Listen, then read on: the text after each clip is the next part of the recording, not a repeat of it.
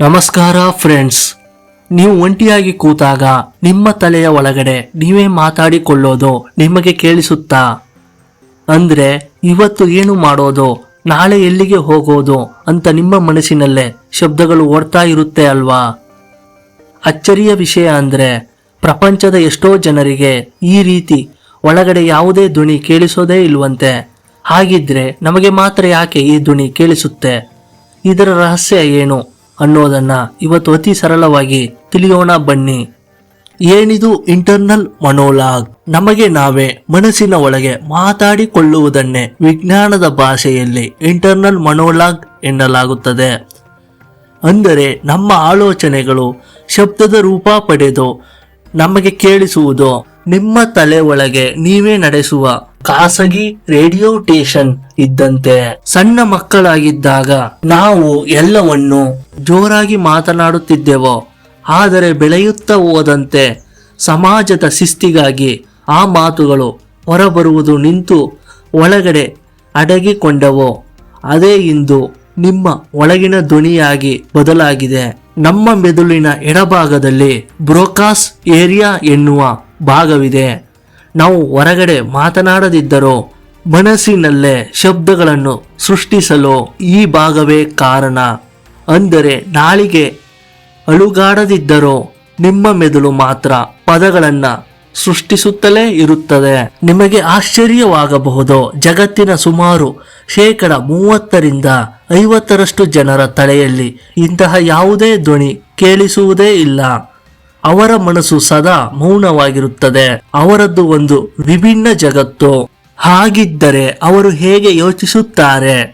ಅವರಿಗೆ ಮನೆ ಅಂದಾಗ ಆ ಶಬ್ದ ಕೇಳಿಸುವುದಿಲ್ಲ, ಬದಲಾಗಿ ಒಂದು ಮನೆಯ ಚಿತ್ರ ಕಣ್ಣ ಮುಂದೆ ಬರುತ್ತದೆ.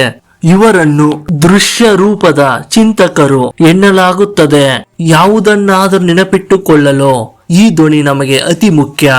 ಒಂದು ಫೋನ್ ನಂಬರ್ ಅಥವಾ ಯಾವುದೇ ವಿಷಯವನ್ನು ಮನಸ್ಸಿನಲ್ಲೇ ಪದೇ ಪದೇ ಹೇಳಿಕೊಂಡಾಗ ಅದು ಮೆದುಳಿನಲ್ಲಿ ಭದ್ರವಾಗಿ ಕುಳಿತುಕೊಳ್ಳುತ್ತದೆ.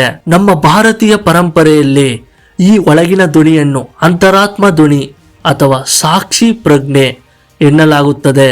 ನಾವು ತಪ್ಪು ದಾರಿಯಲ್ಲಿ ನಡೆಯುವಾಗ ನಮ್ಮನ್ನು ತಡೆಯುವ ಆ ಕಾವಲುಗಾರನೇ ಈ ಧ್ವನಿ.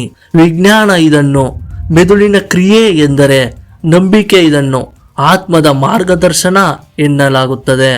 ಜಗತ್ತಿನ ಕೆಲವು ಜನರಿಗೆ ಕಣ್ಣು ಮುಚ್ಚಿದರೆ ಯಾವುದೇ ಚಿತ್ರ ಕಾಣಿಸುವುದಿಲ್ಲ ಮತ್ತು ತಲೆಯಲ್ಲಿ ಯಾವುದೇ ಶಬ್ದ ಕೇಳಿಸುವುದಿಲ್ಲ.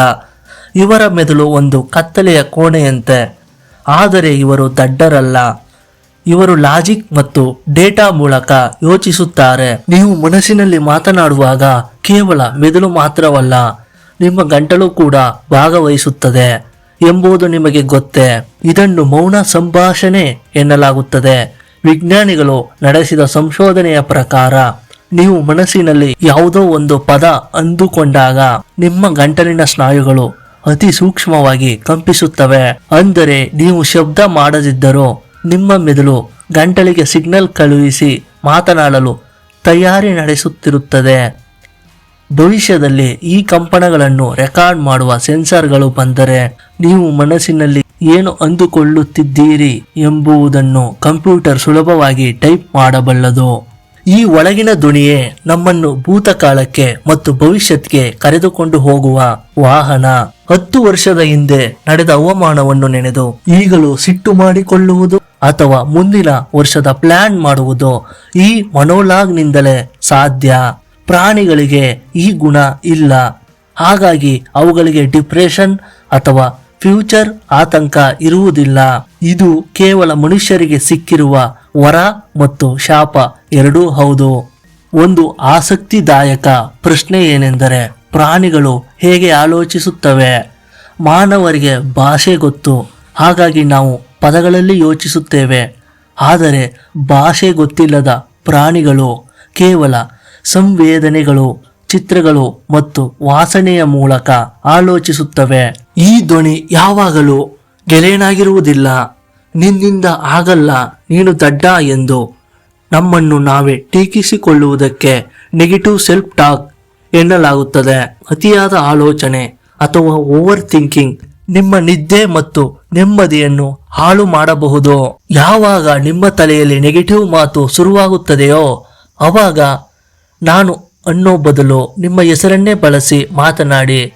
ನೀನು ಇದನ್ನ ಮಾಡಬಲ್ಲೆ, ಸುಮ್ಮನೆ ಚಿಂತೆ ಮಾಡಬೇಡ ಅಂತ ನಿಮಗೆ ನೀವೇ ಹೇಳ್ಕೊಳ್ಳಿ. ಹೀಗೆ ತೃತೀಯ ವ್ಯಕ್ತಿಯಾಗಿ ಮಾತನಾಡುವುದರಿಂದ ನಿಮ್ಮ ಮೆದುಳಿಗೆ ಹೆಚ್ಚಿನ ಆತ್ಮವಿಶ್ವಾಸ ಸಿಗುತ್ತದೆ ಅಂತ ಸೈಕಾಲಜಿ ಹೇಳುತ್ತೆ.